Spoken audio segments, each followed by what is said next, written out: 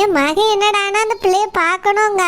அவி என்னடானா பார்க்க விட முடியாதுங்க. அவ போட்டோவாத அனுப்புங்கன்னா அதுவும் முடியாதுங்க. அந்த ராணி என்னதான் செய்ய? பேசாம கார்த்தி அவ படிக்கிற காலேஜுக்கு கூட்டிட்டு போயிருவோமா? தூரமாவே நின்று இவ்வளவுதான் நீ கட்டிக்கிட போறான்னு அறிமுகப்படுத்திடலாம். மா, நான் கார்மெண்ட்ஸ்க்கு போயிட்டு வரேம்மா. கார்த்தி, இன்னைக்கு கார்மெண்ட்ஸ்க்கு போக வேண்டாம்ப்பா. வீட்ல இரு, அம்மா உன்னைய ஒரு இடத்துக்கு கூட்டிட்டு போறேன். எங்கம்மா? அதான் கார்த்தி, உனக்கு அம்மா ஒரு பொண்ணு பாத்திருக்கேல்ல, அந்த பிள்ளைய நீ பாக்கணும்னு ஆசைப்பட்டல்ல. அவியம்மா வீட்ல எல்லாம் வந்து பார்க்க வேண்டாம், காலேஜ்ல வேணா பாத்துக்கிடுங்கன்னு சொன்னாவ. அதுவும் என் மகளை டிஸ்டர்ப் பண்ணாம தூரமா நின்னு பாத்துருங்கன்னு சொல்லியிருக்காவ. தூரமா நின்னா என்னம்மா இதெல்லாம்? அது நல்லாவா இருக்கும்? தூரமா நின்னா ஃபேஸ் கூட தெரியாது. நான் அந்த பொண்ணுக்கு பதிலா வேற ஒரு பொண்ணு பார்த்துட்டா என்ன பண்ணுவீங்க? கார்த்தி, அம்மா உனக்கு தெளிவா காட்டி தரேன். ஏன் ஒரு 2-3 நாள் கூட போய் நின்னு அந்த பிள்ளைய பார்த்துட்டு வருவோம். சரி, கேட்கவே இது நல்லா இல்லம்மா. எனக்கு பார்த்துருக்க பொண்ணு தானே, நேரடியா போய் பார்த்தா என்ன? பிறகு எதுக்கு எனக்கு கட்டித்தாரேன்னு அவங்க சொல்றாங்க. எனக்கு என்னவோ இதுவும் சரியே இல்லைன்னு தோணுதுமா. வேண்டாம், அந்த பொண்ணு வேற எங்கேயாவது பாருங்க. கார்த்தி, அப்படி சொல்லாதப்பா, நல்ல பிள்ளைதான். அந்த பிள்ளை படிச்சிட்டு இருக்கா பத்தியா? அதனால கல்யாணம் அது இதுன்னு சொல்லி மனசை குழப்ப கூடாதுன்னு அவ அம்மா நினைக்காவ. அதனாலதான் தூரமா நின்று பாத்துக்கிடுங்கன்னு சொன்னாவ. அப்படிலாம் போய் நின்று பார்க்க முடியாதுமா. அவங்கள போட்டோ அனுப்புங்கன்னு சொல்ல வேண்டியதானே? கார்த்தி, அது வந்துப்பா, நான் போட்டோ அனுப்புங்கன்னு சொல்லவே இல்லை. நேர்ல பாக்கணும்னு கேட்டானா, அதனால வீட்டுக்குலாம் வர வேண்டாம், இப்படி வேணா பாத்துக்கங்க அப்படின்னு அவ சொன்னாவ. எனக்கு இது பிடிக்கலமா. அவங்க இதுக்கு கோயிலுக்கு எங்கேயாவது அந்த மாதிரி கூட்டிட்டு வந்தா கூட நான் உங்களை கூட்டிட்டு போய் பார்த்துருப்பேன். காலேஜுக்கு போகும்போது தூரமா நின்று பார்க்கணும்னா இது நல்லாவா இருக்கு? எனக்கு இதெல்லாம் சுத்தமா பிடிக்கலமா. அவங்க கிட்ட போன் பண்ணி கோயிலுக்கு கூட்டிட்டு வர சொல்லுங்க. முடியாதுன்னு சொன்னாங்கன்னா போட்டோ கேளுங்க. அதுவும் முடியாதுன்னு சொல்லிட்டாங்கன்னா கல்யாணமே வேண்டாம்னு சொல்லிருங்க. கார்த்தி, ஆமாம்மா, கெட்டிக்க போறது நானு. ஒரு தடவை அந்த பொண்ணை பாக்குறது கூட எனக்கு உரிமை இல்லையா? அவங்கள கோயிலுக்கு இல்ல பார்க்குக்கு அந்த மாதிரி எங்கேயாவது கூட்டிட்டு வர சொல்லுங்க. நம்ம சும்மா ஒரு ஃப்ரெண்ட்ஸ் மாதிரி போய் பார்த்துட்டு வந்துடலாம். அப்படி இல்லையா அவங்ககிட்ட போட்டோ கேளுங்க. அதுவும் முடியாதுன்னு சொல்லிட்டாங்கன்னா கல்யாணம் வேண்டாம்னு சொல்லிருங்க. நான் போயிட்டு வரேம்மா. சரிப்பா. இவன் என்ன இப்படி சொல்லிட்டு போறான்? அந்த ராணிகிட்ட போய் என்னால இப்படி எல்லாம் பேச முடியுமா? நான் மட்டும் இப்படி பேசினேன், உங்க மகனே வேண்டான்னு அவ சொல்லிட்டு போயிட்டே இருப்பா. பிறகு எப்படி என்னால அவளை பழி வாங்க முடியும்? நானே அவளை பழி வாங்குற மாதிரி ஏகப்பட்ட கனவு கண்டு வச்சிருக்கேன். இவன் இப்படி சொன்னா எல்லாம் வேஸ்ட் ஆயிருமே. விடக்கூடாது, அவ வீட்டு பொண்ணாதான் கட்டி ஆகணும். அந்த ராணி கிட்ட போய் என்னொருக்கா அங்க கூட்டிட்டு வாங்கி கூட்டிட்டு வான்னு கேட்க முடியாது, போட்டோ அனுப்புன்னு சொல்ல முடியாது. அவ பெரிய மகாராணி மாதிரி பேசுவா. அவ மொவதான் இந்த உலகத்திலேயே உலக அழகி மாதிரி பேசுவா. அதனால அது சரிப்பட்டு வராது. இவனும் காலேஜ்ல பார்க்க மாட்டேன், பார்க்ல பார்க்க மாட்டேன்னு சொல்லிட்டான். இனி வாப்பான்னு கூப்பிட்டாலும் நம்மளதான் சத்தம் போடுவான். அதனால அந்த பொண்ணோட போட்டோ எப்படியாவது வாங்கணுமே. யார்கிட்ட கேட்டா கிடைக்கும்? அந்த ராணியோட சொந்தக்காரின்னு இந்த ஊருக்குள்ள பார்த்தா சரோஜா தான். அவளுக்கும் நம்மளுக்கும் ஆவே ஆகாது. அப்புறம் அந்த நெட்ட மாதிரி அங்கேயேதான் வேலை பார்க்கா. அவட்ட கேட்கலாம். ஏற்கனவே அவட்ட நம்ம பகையை வளர்த்து வச்சாச்சு. அதனால அவட்ட கேட்டாலும் வேலைக்கு ஆகாது. வேற யாரு இருக்கா? இந்த ஷில்பா நெட்ட மாதிரிக்கு சொந்தக்காரி தானே. அந்த நெட்ட மாதிரி சரோஜாக்கு சொந்தக்காரி, சரோஜா ராணிக்கு சொந்தக்காரி. அப்படின்னா ஷில்பாட்ட போட்டோ இருக்குமே, கேட்டு பாப்போம். இன்னிசை பாடி வரும் இளங்காற்றுக்கு உருவமில்லை, காற்றலை இல்லை என்றால் ஒரு பாட்டொலி கேட்பதில்லை. இன்னிசை பாடி வரும் இளங்காற்றுக்கு உருவமில்லை. சரி, இவ பேசினாலே பெரிய இழுவையா இருக்கும். இதுல பாட்டை வேற இழுத்து இழுத்து பாடிட்டு இருக்கா. ஏய் ஷில்பா, என்னங்க மேடம், இப்பதான் டஸ்ட் எல்லாம் கிளீன் பண்ணிட்டு இருக்கேன்.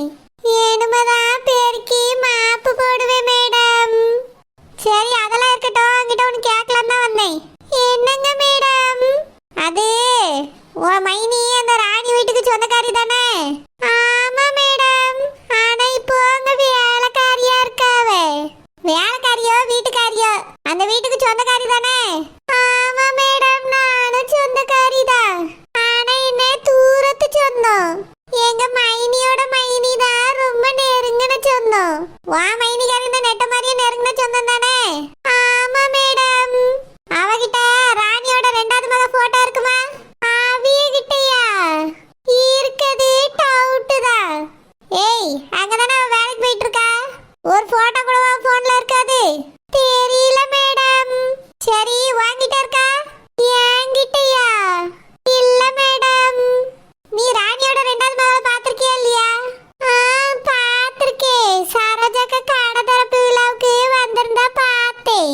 என்னது சரோஜா கடை திறப்பு விழாவா?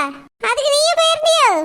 ஐயோ வளரி தொலைச்சிட்டேனே, இப்ப எப்படி சமாளிக்க? மேடம் என்ன இருந்தாலும் நாங்க சொந்தக்காரவிய தானே. கடை திறப்பு விழாவுக்கு எங்க வீட்டுல உள்ளவியல கூப்பிட்டு இருந்தாவள, எல்லாரும் போயிருந்தாவ. நானும் சும்மா போய் ஹோட்டல்ல சாப்பிட்டுட்டு மட்டும் வந்தேன் மேடம். மத்தபடி சரோஜாக்கா கூட எல்லாம் பேச்சு வார்த்தை கிடையாது. ஓஹோ, இப்ப அவ கடை வேற திறந்துட்டாளோ? தள்ளு வண்டி கடைக்கு ஓவர் திமிர்ல ஆடிட்டு இருந்தா, இப்போ கடை ஆரம்பிச்சிட்டா போல. நீ இதை என்கிட்ட சொல்லாம இருந்திருக்கா? மேடம் நான் சொல்லணும்னு நினைச்சேன், ஆனா அவிய வீட்டு கதையெல்லாம் எதுக்கு என்கிட்ட சொல்லியா அப்படின்னு நீங்க ஏசுவியலன்னு நான் சொல்லல மேடம். ஆமா ஆமா, அவ வீட்டு கதையெல்லாம் எனக்கு எதுக்கு? அவளே ஒண்ணு இல்லாதவா. என் மாவனுக்கு கட்ட வேண்டிய பிள்ளைய ஏமாத்தி அவன் மாவனுக்கு கட்டி வச்சுட்டா. அவளை பத்திலாம் எனக்கு பேசவே இஷ்டம் இல்ல. இங்க பாரு, ராணியோட 2வது மக போட்டோ எனக்கு வேணும். மேடம் அந்த பொண்ணு நீங்க பாத்திருக்கீங்களோ? ஆமாமா, நான் ஒரு தடவை பாத்திருக்கேன். பார்க்க கொஞ்சம் ராணி மாதிரியா இருப்பா. அதை வச்சுதான் நானே கண்டுபிடிச்சேன். சரி மேடம், அத பாத்திருக்கீங்களா? எதுக்கு போட்டோ? எவர் அதெல்லாம் நீ கேட்காத. எனக்கு அந்த பிள்ளையோட போட்டோ வேணும். நீ தான் அதை கொஞ்சம் எடுத்துறணும். நான் என்ன கேமராமேனா போட்டோ பிடிக்கிறதுக்கு? ஏன் வாங்கிட்டு போன் இல்ல? போன்ல எடுத்துதா, இல்லனா உன் மைனிகாரி போன்ல இருந்தா அந்த போட்டோ எடுத்து அனுப்பு. எங்க மைனி கிட்டயா? அவியிட்ட இருக்குமான்னு தெரியலையே மேடம். நீ தானே இப்ப சொன்ன கடை திறப்பு விழாவுக்கு எல்லாரும் போனாவன்னு. அப்ப கூட போட்டோ எடுத்திருக்க மாட்டாவே. கண்டிப்பா அந்த நெட்ட மாதிரி எடுத்திருப்பா. நீ அவளும் ஒரே வீட்டுல தானே இருக்கியே. போன்ல இருந்து அந்த பொண்ணோட போட்டோ எடுத்து எனக்கு அனுப்பி விடு. இல்லனா நீ எங்கேயாவது பார்த்து அந்த பிள்ளைய போட்டோ எடுத்து அனுப்பு. நானா? என்ன நீயா? நீ தான் எடுத்து அனுப்பணும். அவ போட்டோ எனக்கு வேணும் சொல்லிட்டேன். அப்புறம் இன்னொரு முக்கியமான விஷயம், இந்த விஷயம் யாருக்குமே தெரியக்கூடாது. முக்கியமா அந்த ராணி வீட்டுக்கு தெரியக்கூடாது. மேடம் நான் எப்படி மேடம் அந்த பிள்ளைய போட்டோ எடுப்பேன்? நீ அவளை பார்த்திருக்காளா? ஆமா மேடம். பெறவேனே, எப்படியாவது போட்டோ எடு. 2 நாள் டைம் தரேன், அதுக்குள்ள போட்டோ எனக்கு வந்தாகணும். நீ என்ன பண்ணுவியோ ஏது பண்ணுவியோ எனக்கு தெரியாது. போட்டோவை எடுத்துட்டு வந்து என்கிட்ட தரணும். இல்ல உனக்கு இங்க வேலை கிடையாது. ஐயோ மேடம், போட்டோக்கு வேலைக்கு என்ன சம்பந்தம்? சம்பந்தம் இருக்கு. அந்த பிள்ளையோட போட்டோவோட வந்தாதான் உனக்கு இங்க வேலை. இல்ல 2 நாள்ல வேலை விட்டு துரத்திடுவேன். ஒழுங்கா போட்டோ எடுத்துட்டு இந்த விஷயத்தையும் யார்ட்டையும் சொல்லக்கூடாது. முக்கியமா உன் மைனிகாரிக்கு அந்த சரோஜாக்கெல்லாம் சொல்லிடாத. ரகசியமா போய் போட்டோ எடுத்துட்டு ரகசியமா கொண்டு வந்து தரணும்னு சொல்லிட்டேன். சரிங்க மேடம். ஹோட்டல் ஆரம்பிச்சிருக்காள? ஹோட்டல் தள்ளுவண்டி கடை வச்சிருக்கும் போதே அவ்வளவு திமிர எடுத்து ஆடிட்டு இருந்தா, இப்போ ஹோட்டல் ஆரம்பிச்சிருக்காள? ஹோட்டலு பாத்துக்கிட்டே இந்த ஹோட்டலை எப்படி இழுத்து மூட வைக்கணும்னு எனக்கு தெரியும். ஐயோ, இந்த பொம்பளை என்ன இப்படி சொல்லிட்டு போகுது? நான் எப்படி போய் அந்த பிள்ளைய போட்டோ பிடிப்பேன்? எனக்கும் அந்த பிள்ளைக்கு அறிமுகம் கூட கிடையாதே. ஆணு பிள்ளைய தான் தெரியும். அவட்ட போய் உன் தங்கச்சி போட்டதான்னு கேட்டா ஏன் எதுக்குன்னு கேப்பா. யாரவு நான் இவியலை பத்தி சொல்ல வேண்டி இருக்குமே. அப்படி சொன்னா அந்த விஷயம் இவியலுக்கு வரைக்கும் தெரிஞ்சிருமே. சொல்லாம எப்படி அந்த பிள்ளையோட போட்டோ எடுத்துட்டு வந்து கொடுக்க? இவியதான் பார்த்துட்டாவெல்லாம் பிறகு எதுக்கு அந்த பிள்ளையோட போட்டோவை கேட்காவ? ஒருவேளை மகனுக்கு காட்டுறதுக்கா இருக்குமோ? சரி, என்ன பையவே? ஏற்கனவே அவ அக்காக்காரிய தான் கட்டுற மாதிரி இருந்து கல்யாணம் வரைக்கும் வந்து நின்று போச்சு. இப்போ தங்கச்சி கட்டுறதுக்கு சம்மதிச்சிட்டேன் போல இருக்கே. அதான் இந்த அம்மா போட்டோ கேக்குது. ராணி அக்கா இதுக்கு சம்மதிச்சிருப்பாங்களா தெரியலையே. இன்னைக்கு சாயங்காலமே போய் முதல்ல இந்த விஷயத்த செல்லம்மா காட்ட சொல்லணும். ஆனா போட்டோவை எப்படி எடுக்க? என் மைனி போன்ல போட்டோ இருக்குமான்னு தெரியலையே. 2 நாள்ல போட்டோவை தரலன்னா அவ்வளவுதான், வேலையை விட்டு அனுப்பிடுவேங்குதே. ஷோ, இதோட எனக்கு ஒரே தொல்லையா போச்சு. எப்பாடா, இப்பதான் நிம்மதியா இருக்கு. எந்த பிரச்சனையும் இல்லாம நல்லா இருக்கேன். 2-3 நாளா ஒரே இம்சை. இன்னைக்குதான் நிம்மதியா உட்காந்து என் வேலையை பார்க்க முடியுது. நான் கூட இப்போதைக்கு போகாது, இன்னும் 2 வாரம் இருந்து தொல்லை பண்ணுவோன்னு நினைச்சேன். நல்ல வேலை ஓட்டிட்டு. செல்லம்மாக்கா வா. ஷில்பா வா. ஏக்கா வேலை பார்த்துட்டு இருக்கீளோ? ஆமா ஷில்பா, உட்காரு. நான் பாட்டுக்க பேசிட்டே கூட வேலையை பார்ப்பேன். எலும்பி போனாதான் எனக்கு வேலை செய்யறது கஷ்டம். உட்காரு ஷில்பா. இல்லக்கா, இன்னும் கொஞ்ச நேரத்துல உங்க மாமியார் அதை செய்யணும் வந்து எழுப்பிடுவாவல்ல. இன்னைக்கு என் மாமியார் எழுப்பாது. அதாவது மாவா